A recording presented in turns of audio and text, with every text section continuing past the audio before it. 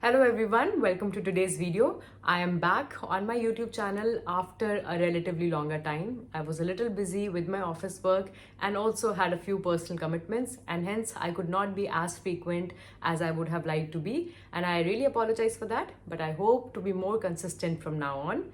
So welcome to the YouTube channel and let's start the video for today. In this video, I'm going to speak about a very important and interesting topic, which is savings.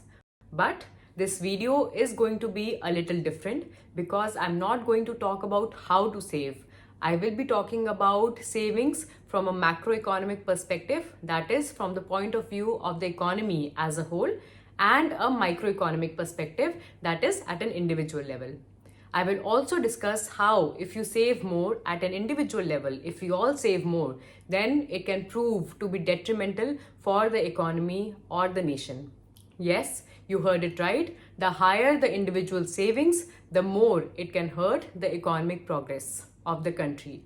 So let's dive right into the topic at hand. Before that, a quick introduction about myself. I am Ayushi. I am an Indian Economic Service Officer and I have been working with the Government of India for the past 7 years. I have experiences in the fields of economics, finance and public policy, and on this YouTube channel I have been sharing various videos with you on all these topics. I hope that you have been liking my videos so far. If you have any suggestions for me, then do please write them in the comment box below. I go through all the comments that you write for me. Thanks a lot for your support so far. It really means a lot to me. So let's talk about the topic at hand, which is savings. First, let's talk about three terms: income, consumption, and savings. Whatever income you earn, for example, your salary, essentially there are two uses you can put that salary to. Either you can consume it, that means you can spend it on items which you want to purchase, for example, food, accommodation, essential needs, clothing, travel, or any other item of your choice. The other use of your salary is to save it. That means the equation becomes Y is equal to C plus S. Y is how we usually denote income in economics, C is consumption, and S is savings. Now, let's take a pause here. Comment below if you think that there is any other third use you can put your income to besides consumption or savings. Would love to know whether you can come up with any other option about how we can spend our income.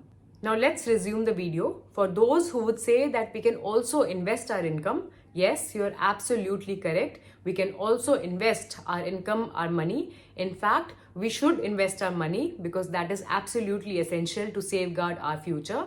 But the point is, where would this money come from? It would come from the savings, right? The money that you're not spending or you have set aside in your savings account is the money that we actually invest.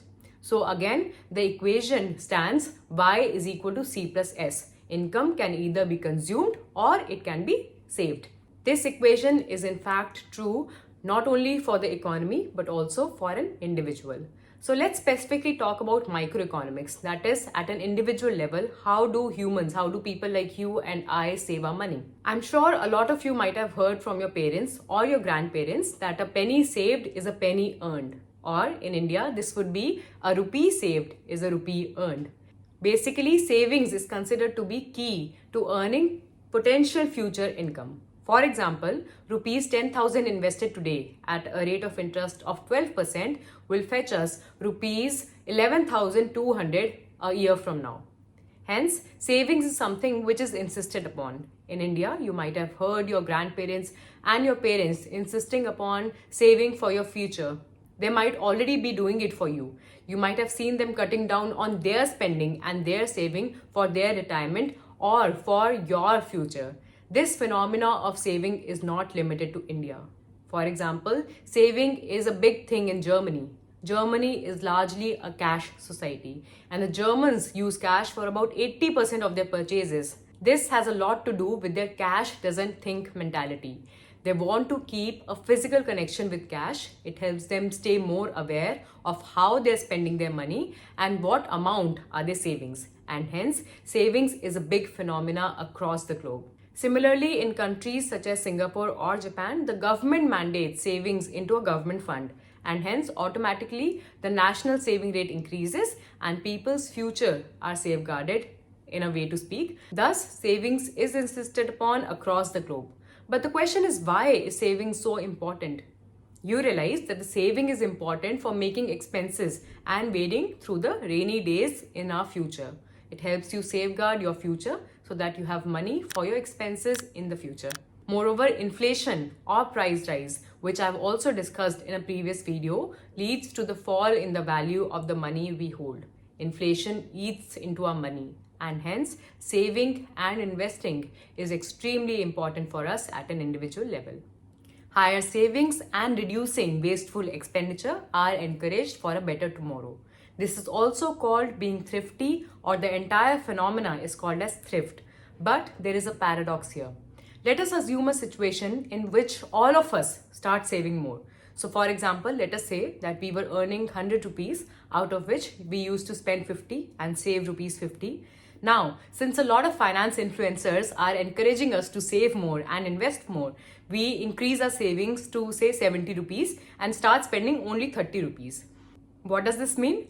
This means that we have to cut down on the spending and there is a fall in demand for goods and services. We are not consuming as much as we used to earlier. And as we have seen in our previous video, I have linked it on the top. If there is not adequate demand in the economy, then companies will cut down on the production as well, as they would not have enough incentive to produce more goods and services. As production decreases, the GDP, or the gross domestic product, also starts falling for the country.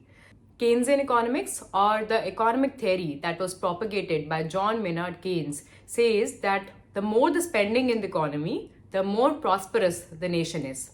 The logic is this: the higher the demand, the more the people are consuming and spending on goods and services, the more are the factories producing for them. The higher the production of the goods and services means that there is a higher GDP for the economy. Thus, more collective savings from all the people of the country, that is, lesser spending on goods and services for the country as a whole, can prove to be detrimental for the economy.